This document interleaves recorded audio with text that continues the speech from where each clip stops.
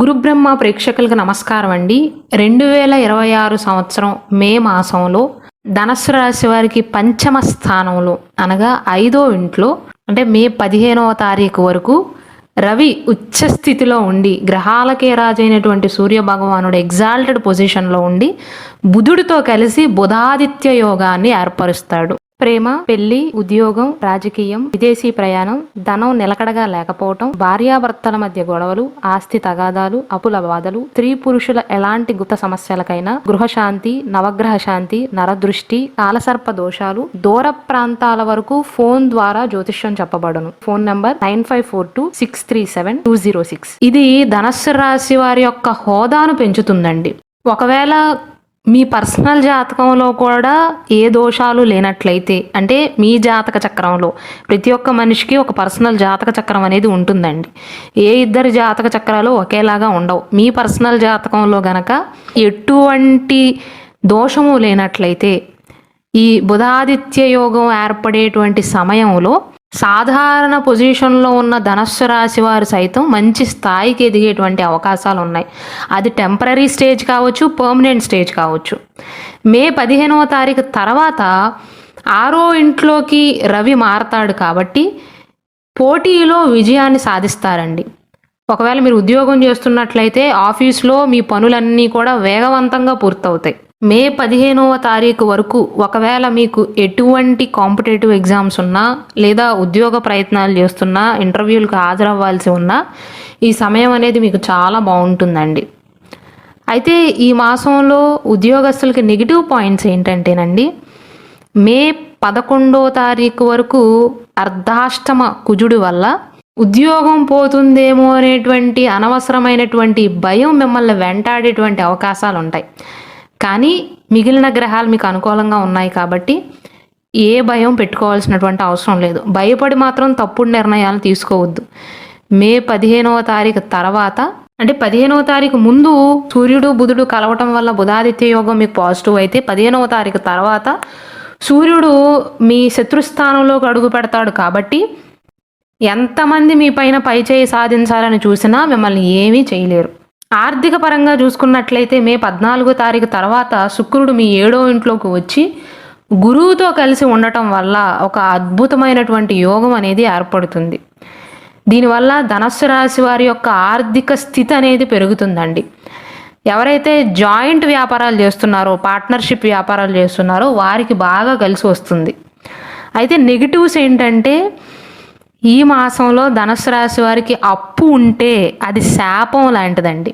ఈ మాసంలో గనక మీరు ఏదో ఒక కారణం చేత అప్పు చేస్తే అది పెరుగుతూనే ఉండేటువంటి అవకాశాలు ఉంటాయి.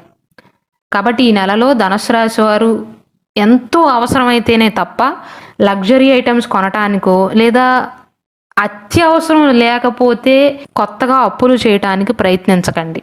వీలైనంత వరకు ఉన్న అప్పుని తీర్చడానికే ప్రాధాన్యత ఇవ్వండి తప్ప ఈ మాసంలో మాత్రం అప్పు చేసేటువంటి అలవాటు గనక మీకు ఉన్నట్లయితే మీ జీవితాన్ని నాశనం చేసేటువంటి ప్రమాదం ఉంది. ఈ మాసంలో అప్పులు తీసుకోవటం మంచిది కాదు. కుటుంబ పరంగా అలాగే మానసిక స్థితి గురించి చెప్పుకున్నట్లయితే మే 11వ తారీఖు తర్వాత కుజుడు 4వ ఇంటిని వదిలి వెళ్ళటం వల్ల ఇంట్లో ప్రశాంతత అనేది మొదలవుతుందండి. బంధువుల్లో సఖ్యత అనేది పెరుగుతుంది. అయితే ధనుసు రాశి వారికి ప్రస్తుతం అర్ధాష్టమ శని జరుగుతుందండి. కాబట్టి కొన్ని సందర్భాల్లో ఇంటికి వెళ్ళాలంటేనే భయపడతారు లేదా ఇంట్లో ఉండబుద్ధి కాకపోవటం వంటివి జరిగేటువంటి అవకాశాలు ఉన్నాయి. తల్లిగారి ఆరోగ్యం విషయంలో కూడా అంటే పెద్ద పెద్ద సమస్యలు ఏం రావు, కానీ మీలో మీరు మానసిక ఆందోళన చెందవచ్చు. వాహన యోగం తగ్గే అవకాశాలు ఉంటాయి. అప్పటి వరకు కారులో వెళ్ళిన వారు కూడా అనివార్య కారణాల వల్ల బస్సులో ప్రయాణించవలసి రావచ్చు. వాహన సుఖం అనేది తగ్గుతుందండి ఈ మాసంలో. వివాహపరంగా చూసుకున్నట్లయితే మే 14వ తారీఖు తర్వాత ఒక కొత్త వ్యక్తి మీ జీవితంలోకి ప్రవేశించేటువంటి అవకాశాలు ఉంటాయి. ఇది ప్రేమ వ్యవహారం కావచ్చు లేదా వ్యాపార భాగస్వామ్యం కూడా కావచ్చండి. వివాహ ప్రయత్నాలు చేస్తున్న వారికి మే 2వ వారం నుండి మంచి సంబంధం ఖాయమయ్యేటువంటి సూచనలు ఉన్నాయి. అయితే ఇది రాశి ఫలాలు మాత్రమేనండి. ఒకవేళ మీ పర్సనల్ జాతకంలో వివాహానికి సంబంధించి కుజదోషం కానీ లేదా కాలసర్పదోషం కానీ లేదా మీ పర్సనల్ జాతకంలో వివాహ స్థానంలో దుష్టగ్రహం ఉన్నా లేదా ఆలస్యాన్ని సూచించేటువంటి శని ఉన్నా వివాహం ఆలస్యం అవుతుంది.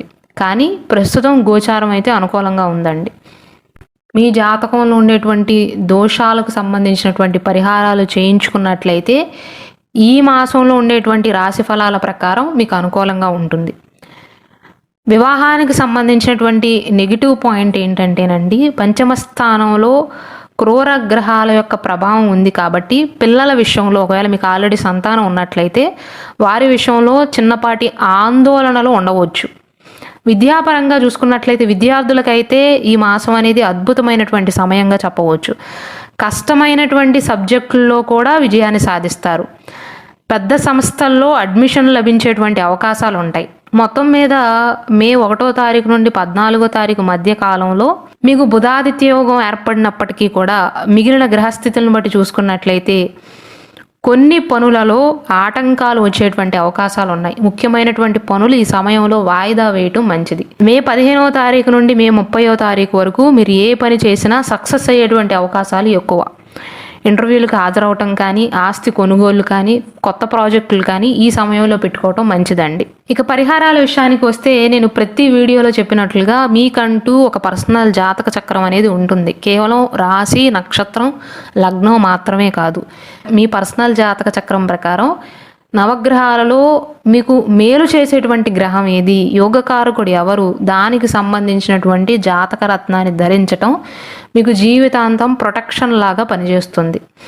కాబట్టి మీ జాతక చక్రాన్ని ధరించటంతో పాటుగా ఈ నెల గ్రహచారం ప్రకారం ప్రతిరోజు ఆంజనేయ స్వామి వారి సింధూరాన్ని ధరించండి. అలానే ఆరోగ్యపరంగా ఏమైనా ఇబ్బందులు అనిపిస్తున్నట్లయితే ముఖ్యంగా వయసు పైబడిన వారండి గోధుమ పాయసం వండి సూర్య భగవానుడికి నైవేద్యం పెట్టి దానిని ప్రసాదంగా స్వీకరించండి. అయితే ఈ మాసంలో పెద్ద పాజిటివ్ పాయింట్ ఏంటంటే 15వ తారీఖు తర్వాత రవి శత్రుస్థానంలోకి మారిన తర్వాత మీ వెనక గోతులు తవ్వేవారు లేదా మిమ్మల్ని తక్కువ అంచనా వేసేవారే ఓడిపోతారు. మీరు ఏ ప్రయత్నం చేయకపోయినా వారంతట వారే తమ తప్పుల వల్ల మీ ముందు తల వంచుకోవాల్సినటువంటి పరిస్థితులు రావచ్చు. దీని జ్యోతిష శాస్త్రంలో శత్రుహంతక యోగం అని కూడా అంటారండి. నెగిటివ్ ఏంటంటే అర్ధాష్టమ శని వల్ల ఏదో ఒక సమయంలో మీకు ఆటంకాలు వచ్చేటువంటి అవకాశాలు ఉంటాయి. ముఖ్యంగా ఏ విషయంలో నెగిటివ్ ప్రభావం చూపిస్తుంది అంటే ఫ్యామిలీ విషయంలోనండి. 4వ స్థానం అనేది అర్ధాష్టమ అంటే శని 4వ ఇంట్లో ఉన్నాడని అర్థం. 4వ ఇల్లు అనేది మాతృస్థానం అవుతుంది. కుటుంబ పరంగా పెద్ద పెద్ద సమస్యలు లేనప్పటికీ కూడా ఎందుకో ఇంట్లో ఉంటే ప్రశాంతత లోపించినట్లుగా మీకు అనిపించవచ్చు. ఒక రకమైనటువంటి ఊపిరాడని ఒత్తిడిని అనుభవించేటువంటి అవకాశాలు ఉంటాయి. 4వ ఇంట్లో శని కుజులు ఉండటం వల్ల మీ ప్రైవేట్ లైఫ్ కూడా కాస్త డిస్టర్బ్ అయ్యేటువంటి అవకాశాలు ఉంటాయండి. అయితే ఈ మాసంలో ధనస్సు రాశి వారి యొక్క మాట అనేది పవర్ఫుల్గా ఉంటుందండి. అంటే మీ వాక్ అనేది నిజమయ్యేటువంటి అవకాశాలు ఉంటాయి.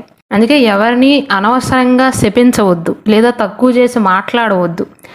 మీ నోటి ఉండి వచ్చేటువంటి ప్రతి మాట వరంగా మారాలే తప్ప శాపంగా మారకూడదు.